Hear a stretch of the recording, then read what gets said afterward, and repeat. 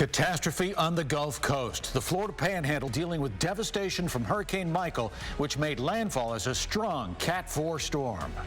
This would be the most intense hurricane that struck this area since 1851.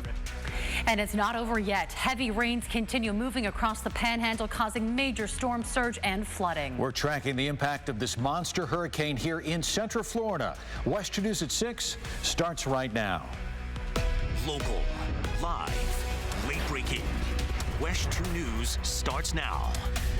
An historic and disastrous afternoon in the Panhandle as Hurricane Michael makes landfall just shy of Cat 5 strength. Good evening. I'm Jim Payne. I'm Meredith McDonough. The storm made official landfall at 1:38 in Mexico Beach with wind speeds of 55 miles per hour. And now we're getting a closer look at all of the damage. We have team coverage spread out across the state. We start with Chief Meteorologist Tony Manalfi and the latest movements on Hurricane Michael. And as we take a look at that now, Meredith and Jim, you can see that cone going right through the Carolinas. So a big swath of very heavy rain, some tropical storm force winds here as we go through the next couple of days. You can see now with the 6 o'clock advisory, winds are down to 115. So again, just barely hanging on to that Cat 3 status as we move into central Georgia overnight tonight. Tropical storm force winds in and around Savannah and moving up towards Vidalia as we go through the next 6 to 8 hours. That's how quickly this is moving along. Look at how the eye is filling in. A signature that the storm is weakening and slowly winding on down, but on approach to Albany, Georgia, we are looking at the potential now for 90 to 105-mile-an-hour winds. This will move through South Georgia, then on into the Carolinas. For us, what we're watching on the eastern fringe, some of those stronger showers and some thunderstorms. We had a few of those, but thankfully today, no warnings thus far. The strongest sensor we saw there earlier before it got blown out, about 129, Tyndall Air Force Base there as it crossed over Interstate 10. The wind speeds here right around 115 to 125 miles an hour. Happy to report that the winds over I-10 now are in that 60 to 70 mile an hour range. Again, we will continue to monitor this storm system as it plows through Georgia. We'll take a look at some more local impacts as we go through the evening, at least through sunset, coming up in just a couple minutes. Guys, back to you. Tony, thanks. Along with Mexico Beach, one of the areas hit hard by Hurricane Michael is Panama City. You can see that some streets have already been flooded and debris is scattered across the roads. West 2 Stuart Moore is there live. And Stu, you are seeing firsthand just how bad it is. It's still pretty bad out here, Meredith and Jim, and as you can see, the winds are still pretty much whipping through this area. We are right outside of the mall, if you're familiar with Panama City, off 23rd Street, where this road has been flooded out. We just saw a woman actually cross this area.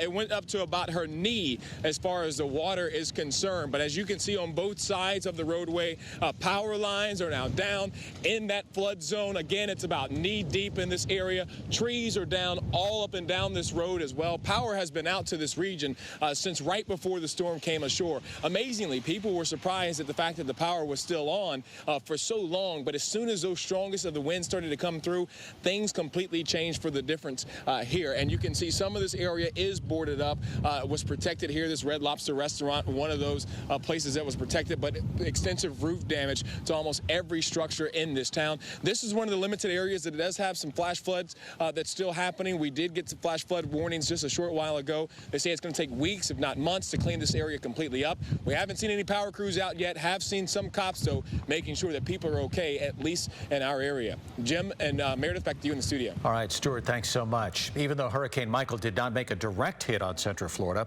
its effects are still being felt. Some strong storms popping up across our area, and there is a threat of tornadoes. Meteorologist Eric Burris is tracking the impact right here at home. The good news is, because we had that first wave of energy move through to help cool down temperatures a little bit, guys, and add clouds into the mix again, the threat for stronger and severe weather is actually coming down just a little bit. Let's take a peek outside now at our Skycam perspective. This is over at the Orlando International Airport. It is definitely dreary. You can see the camera bouncing around. We've seen wind gusts run to the tune of 40, 45, even in some cases, nearly 50 miles an hour in our area, but no severe weather. Here's a look at the First Alert Live Doppler radar. The strongest game in town is right on the Seminole, Orange, and Lake County border. borders from Sorrento right down to Apopka and continuing Winter Garden, Ocoee. Do want to show you here the lapse as it works over toward Longwood, Lake Mary, Wekiva Springs, Sweetwater. It'll move into Winter Springs at 6:18, Altamont Springs 6:09, Deltona and DeLand by about 6:30 or so. Further off to the west, light showers in this area, but nothing strong or severe. So tonight, we'll be watching for the potential of a brief spin-up, but frankly, Tony and my thought process is that threat is going down, especially as we approach sunset. Just breezy showers continuing. More on all of the forecast, Jim, when I see you in just a bit. All right, Eric, thanks so much. And I want to get you live to Tallahassee, where Governor Rick Scott is getting ready to update us on the state's response to Hurricane Michael. Most of the dignitaries that you see at his news conferences are there. The governor not in the picture just yet, although that might be him coming through the door right there. Okay, let's go ahead and take this live.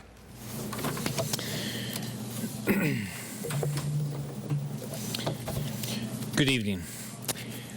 I just received a briefing on Hurricane Michael from Emergency Management here in Tallahassee.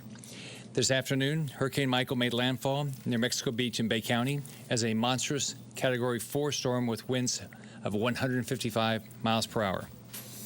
Following the landfall, I requested that President Donald Trump issue a major disaster declaration to allow federal resources to flow quickly into the impacted communities. I spoke with the president earlier today, and he is committed to make every federal resource available to help the recovery. Hurricane Michael is the worst storm that the Florida Panhandle has ever seen, and one of the worst power storms to ever make landfall in the United States. We heard of significant impacts at Tyndall Air Force Base and many communities along the coast. As Hurricane Michael continues its destructive path through the Panhandle and leaves our state, we're turning 100% of our focus on search and rescue and recovery. But we need every family to help with this. Listen to local officials. We could still have flash flooding and tornadoes. We heard of 2 devastating tornadoes in Gadsden County.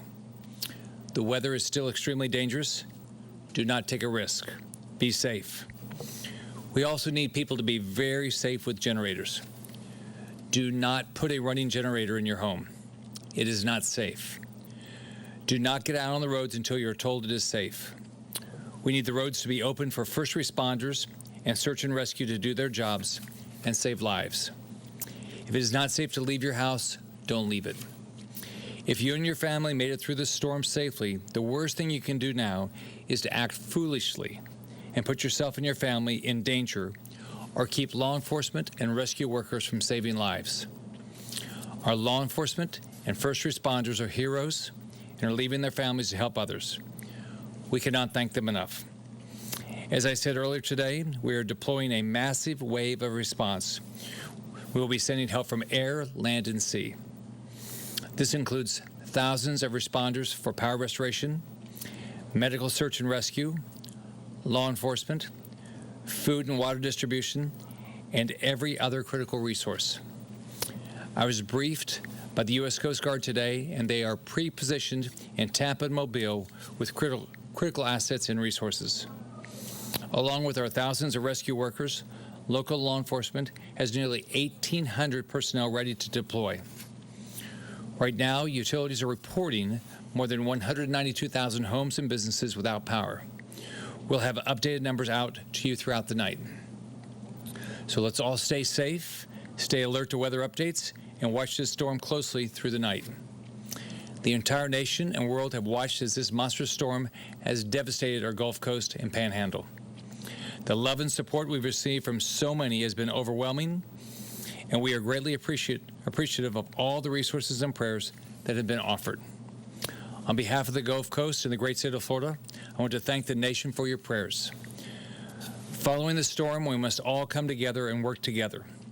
During disasters, Floridians take care of each other. We saw this after Hermine, Matthew, Irma, and Maria. Floridians are strong. Floridians are resilient. We will recover, and we'll do it together. Florida is unbreakable, and we'll get through this together. Hurricane Michael cannot break Florida. Visit floridadisaster.org for information on shelters and emergency assistance. You can visit fl511.com for current road conditions. Families can also call the State Emergency Information Line for assistance.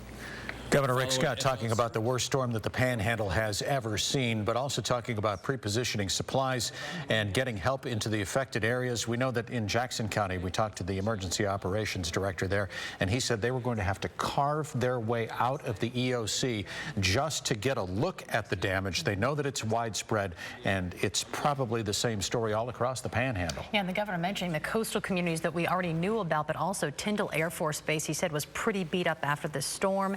And now just begins the search and rescue effort. The medical teams coming in and getting the supplies and necessities that these people need.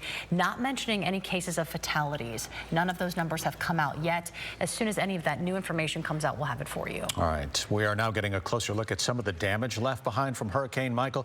Check out this boat warehouse that was virtually ripped to shreds. This is at the Emerald Coast Marine in Niceville, leaving behind tens of thousands of dollars worth of damage. And in Panama City Beach, roofs and homes were torn apart by wind gusts. There goes one right there. You can see some of the homes virtually collapse. Right now, Central Florida's Federal Emergency Management Urban Search and Rescue Team is headed to the Panhandle to help assist in the rescue and recovery. They left from Orange County about a half an hour ago. They've packed hundreds of pounds of equipment and are even traveling with trained dogs. Their mission: to find and rescue people. We're mainly looking for the ones that didn't heed the warnings to evacuate, and we're checking to make sure all the areas are clear, and if anybody didn't heed those warnings, that we can get in there and get them safely out. This group includes fire crews from Seminole County, Orange County, Orlando, Lake County, Claremont, Mount Dora, and Reedy Creek. Large group of first responders is assembled right now in Ocala and will be rolling out in the middle of the night, hoping to be on the ground to help at first light. West 2's Dave McDaniel is at the Florida State Fire College, where those crews continue to team up. Dave?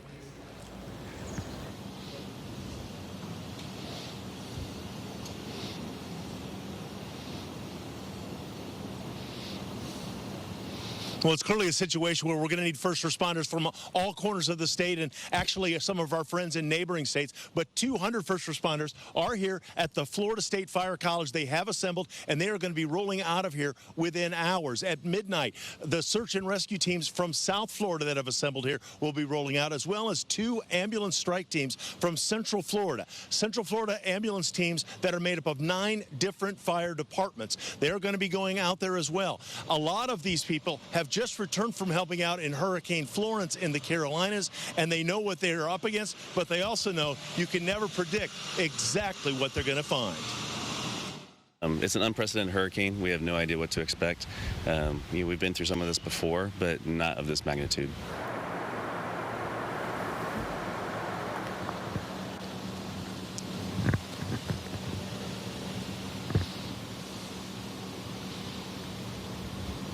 And Lieutenant Dave Williams was one of the people that was up in the Florence, Carolina area, the Wilmington, North Carolina area a couple of weeks ago helping out with Hurricane Florence. He said that at times they were sleeping in the back of their rescue units because there was no place else to stay, but they would just get a quick bit of shut-eye before they'd go out and rescue more people. Again, he's saying that they expect that they will be there roughly 8 to 10 days. Reporting live in Ocala, Dave McDaniel, West 2 News.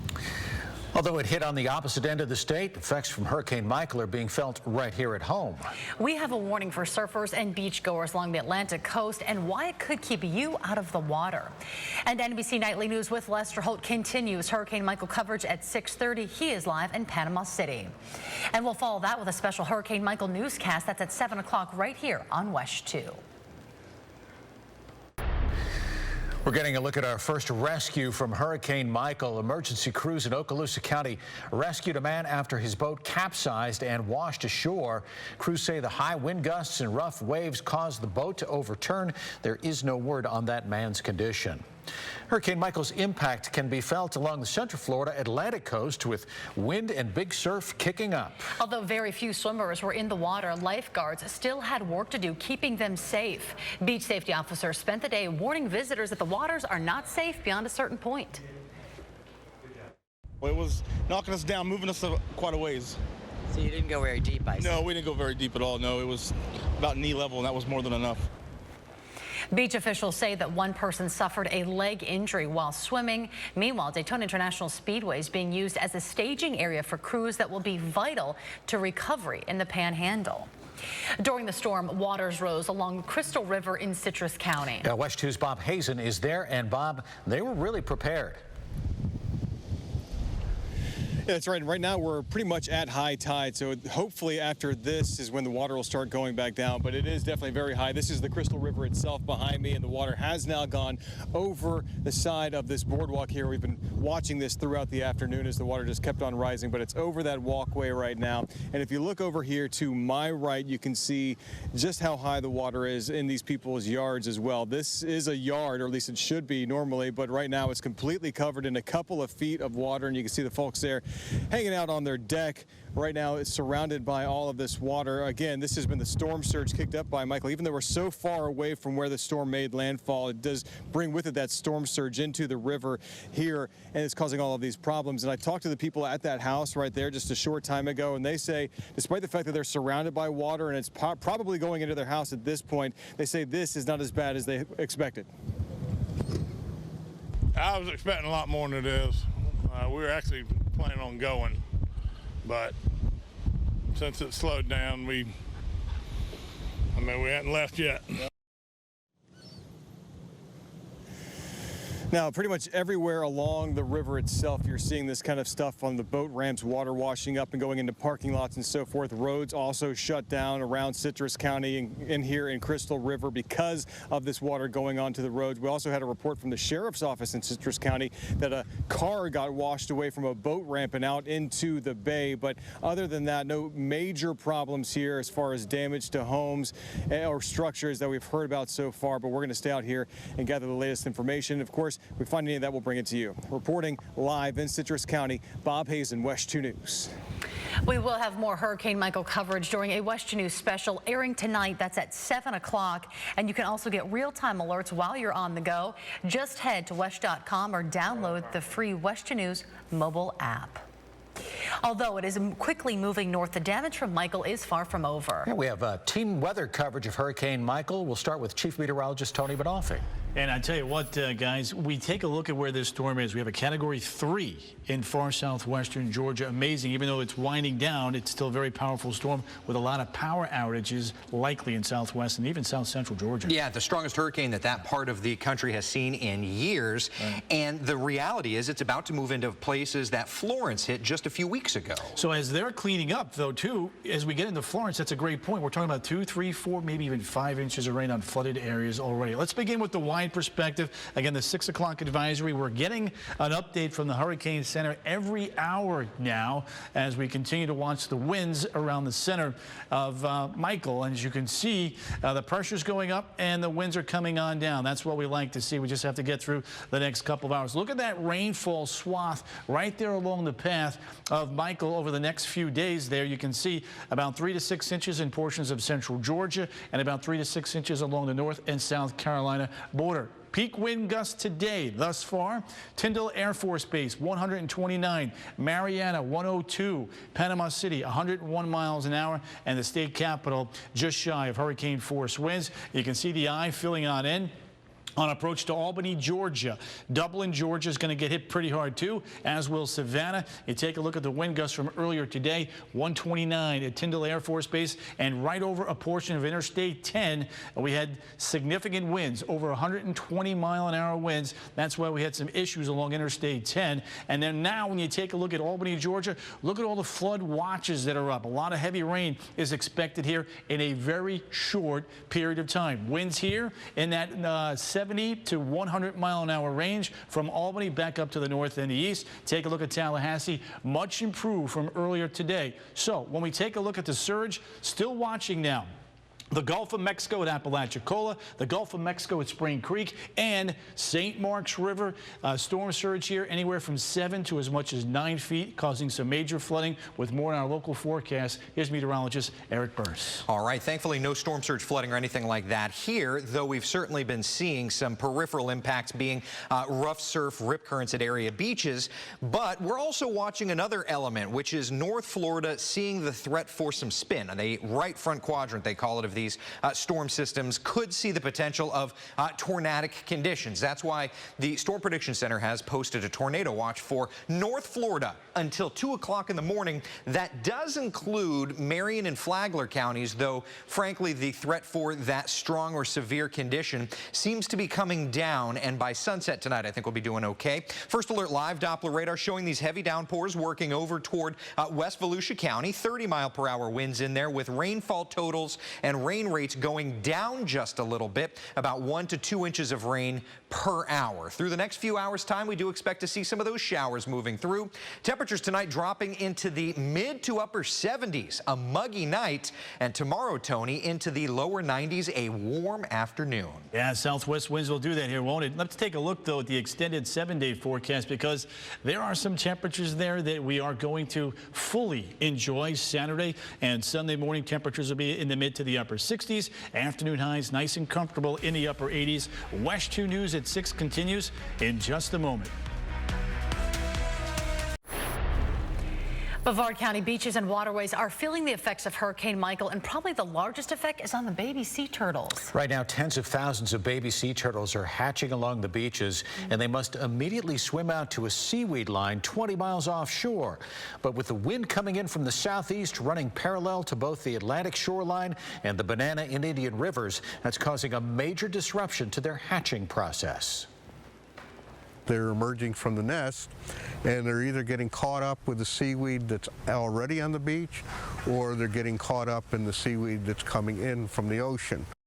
Officials believe only 75% of sea turtles will make it through these rough waters. The Second Harvest Food Bank is already geared up to ship food to victims of Hurricane Michael. Volunteers began assembling the boxes today. By Saturday, they plan to have 6,000 emergency boxes of food ready. There's enough food in one package to feed a family of 4 for about a week. Second Harvest will work with sister food banks to figure out where the needs are the greatest. If you want to donate food, you can drop it off at the food bank. We have a link of all the needed items for you at wesh.com. Governor Rick Scott activated the Florida Disaster Fund to help hurricane victims. The Florida Disaster Fund is the state's private fund aimed to help communities responding and recovering during times of emergency or disaster. Funds will support disaster relief organizations in responding to Hurricane Michael. Donations are tax deductible and can be made by credit card or by check. We'll be right back. Our coverage from Hurricane Michael is far from over. Be sure to join us at 7 for a special edition of Wesh 2 News covering Hurricane Michael. And that's our report for tonight. NBC Nightly News with Lester Holt is next. We'll see you again tonight at 7.